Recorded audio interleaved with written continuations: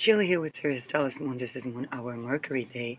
Ascendant 26 degrees Aquarius, Moon 29 degrees Aquarius, and we have a stellium in Aquarius. So, um, let's talk about planning cities. And this episode is inspired by Mark Rutte. Um, when I looked at Mark Rutte's chart, right in between being a caretaker PM to NATO Secretary General, I was called to look at his chart, and then one of the first things I heard him say was a book recommendation that's called The Power Broker. And The Power Broker describes the story of a young investor that got thrown from all the places and then decided to own the city, New York City. What he did was to completely destroy New York, laser focused, and rebuild it, basically marketing where would be best to put a gas station, where would be the parks, okay, where would be the city centers. And that engineering is what we nowadays call New York, New York. So the Power Broker describes the story. You can also listen to the analysis of the Power Broker by the 99, I think they call it 99% podcast, which is how I got the introduction to this book. And here's what Mr. Rutte can't say. When we think about city engineering, okay, we think about who will have to pay when we have to repair infrastructure. So shout out to yes, About Here channel for the relation between taxation and housing crisis. You also have to think about the ratio between land, green, trees, okay, all those oxygen producing stuff, okay, guerrilla gardening, rewilding, nervous system supportive environment, okay, the birds in the morning, to cement, stone, wood logs, dunes of sand, or whatever you build your housing with. The people that will reside will have to think about schools, will have to think about are there academic institutions, education, workplaces, municipalities, and so on and so forth. You also have to think about the ratio between sunlight and their windows. Okay, I remember, I'm a millennial, so I can still remember, people are waiting for the jab.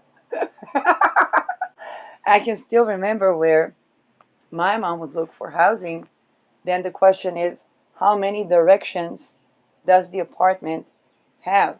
Okay, back when that was still a thing, looking for housing where people would actually be prospective buyers. And okay, and which direction, because that would determine how much air is in, what is the temperature, what is the insulation, is there enough sun? Okay, my little attempt to grow something, even the garlic is suffering because it's not enough light. One of the funniest news stories that look like Monty Python in Britain was a lady that blocked the window of her estate because the tenant could say that if somebody builds there, they would have right to light, and then another person can't build around that property. I think in Norwegian they still have, in some places, at least in the north, the right to light. Okay, that's some stuff that People who are displaced, and you think refugees, oh, those Islam. No, no, no, no, no. Middle-aged Americans like the offended outcast. It sounds like a cool name, but this is an elderly person that has to move from place to place and be displaced in his own country as a resident because of the housing crisis. So back when people weren't as displaced, they could remember what? Because this guy probably would remember, if this guy, let's say, lived in Norwegian, he would remember the right to light. And he would look for that in housing. And if the municipality would offer him a house that doesn't have a right to light, it would mean that this is a violation of his right to have the basis, which is housing, that is his own house. Okay? Check up with the elderly people. Now, all of those wonderful computations, problem solutions, and so on and so forth, forget to take one thing into account, and that's the thing Mark Rutte couldn't say. To be at a position, okay? I think it was Moses Caro. One would have to rape children to cameras, to be extorted, and to be desensitized enough to laser the entire city to rebuild it. Because it's not about displacements.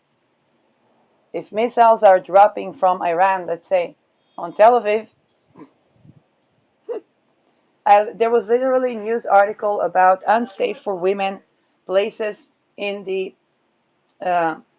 old bus station, or in the new bus station even. That the place is unsafe for women, woman got raped by an elite person, and so on and so forth. And people literally said only a missile from Iran would save this place. Basically destroy it. That's the central bus station in Tel Aviv. Quite a central city in Israel, so much so that the US Embassy would be in Tel Aviv. And I think, I don't know if they moved it to Jerusalem or not, but it was considered basically the business capital of Israel.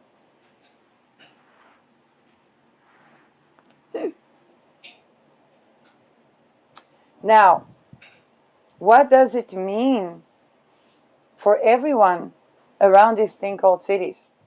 It means that the component people swiped under the rug under satanic panic is an entire, even new city, being destroyed to the gutter. Rafah style. And rebuilt. And we see what's happening in Gaza. All the best high-tech solutions. Iran, internet being replaced. The people shot dead at the mall. A demonstration is illegal, but what's the mall to do with that? ICE, housing first. People being gunned down by ICE, which is a form of policing force. Okay, why? Because the military couldn't do it. Watch Kneading Cult Lady. The military does not have the authority to gun down civilians. By the way, neither does ICE. But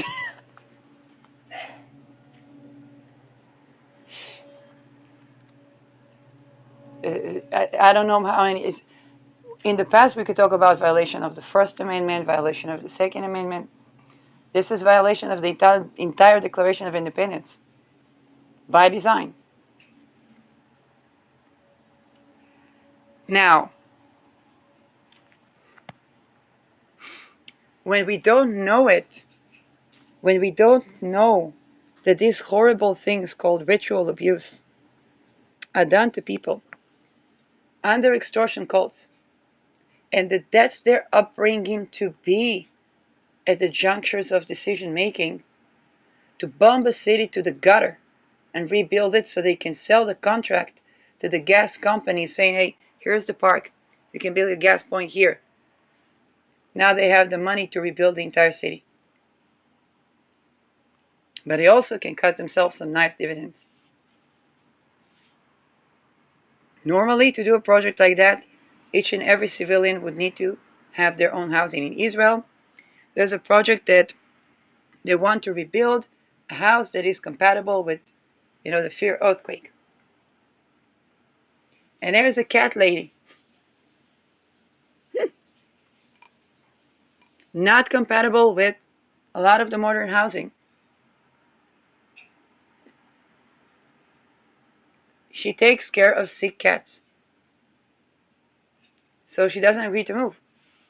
It sounds as simple as possible. Give her a land and a house, and she can take care of all her sick cats. She'll probably not resist it either. But there seems to be no solution. Do you think that when the clock strikes war with Iran, there wouldn't be a missile on its property?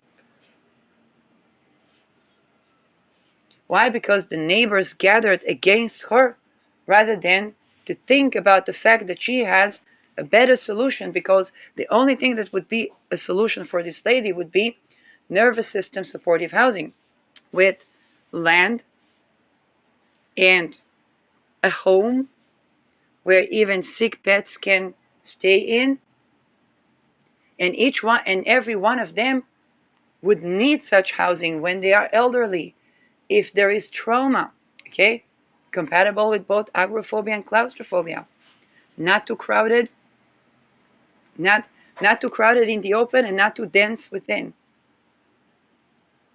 That lady that they all gather against to litigate her because she's this thing that is basically the solution. If they gather against the cat lady, the entire place can be bombed because that's the solution. They will not get a promotion of housing.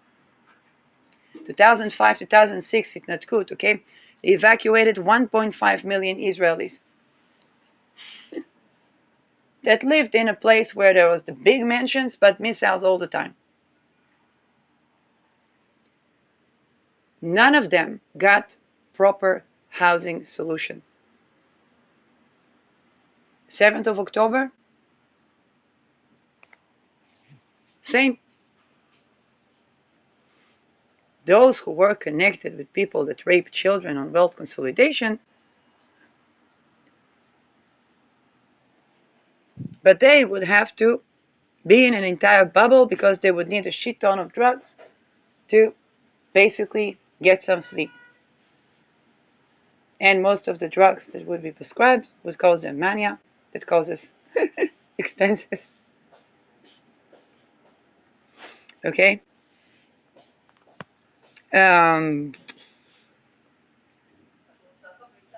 Yes. Ken. Now, what's the takeaway from this episode?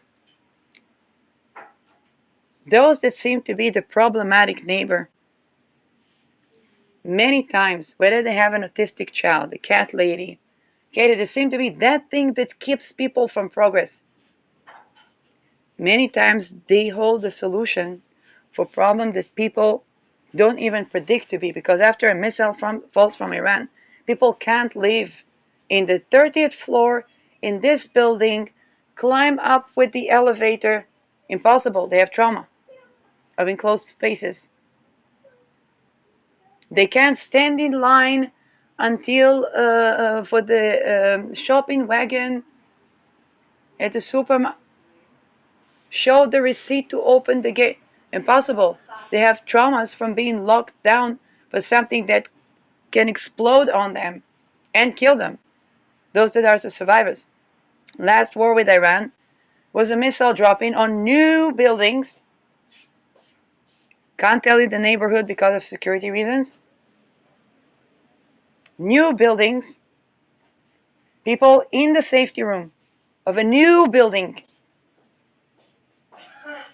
Entire family dead. Later I saw the public transportation. The lady that had a house there and she survived, needing to rebuild until the insurance company will do anything. People have to pay from their own pocket if they have anything to pay with. Okay? Force majeure.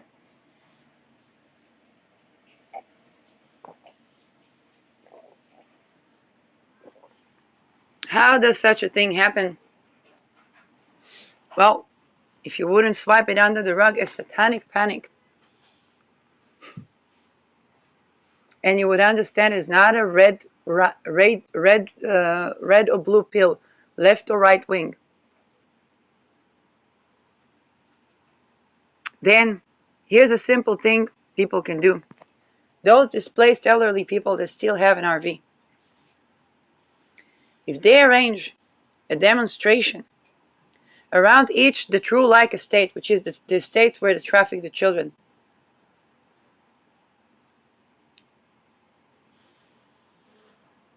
okay, they arrange a demonstration,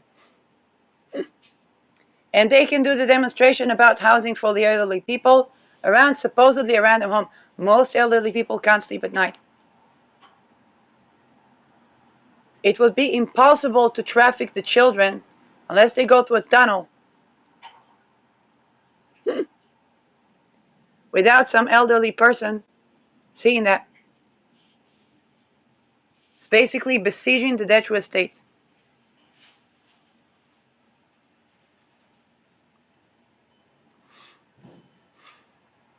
How do they know which is which? But that's why people talk with people in the neighborhood. If you park your RV and you look for an estate, get a conversation with the people. Are there a dead truth here?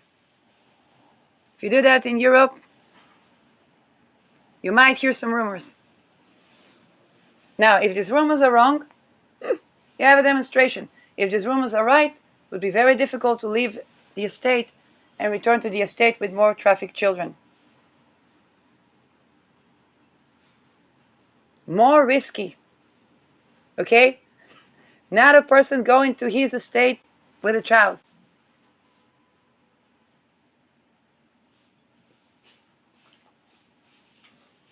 If they hear a screaming, the entire demonstration heard that screaming, and they don't have to wait for the police to knock on that door. United States, people have weapons. They can defend themselves. If they surround the estate, they're not trespassing.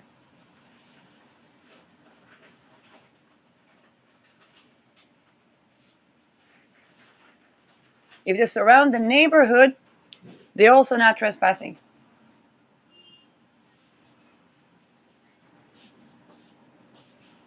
If there's a dead true estate and they besiege the city, they're just doing a ring demonstration for the ring that they're building around the city with the money that could be used for public housing for the elderly. Okay, infrastructure. But if we swipe these things under the rug, then the entire city gets lasered. One sudden day.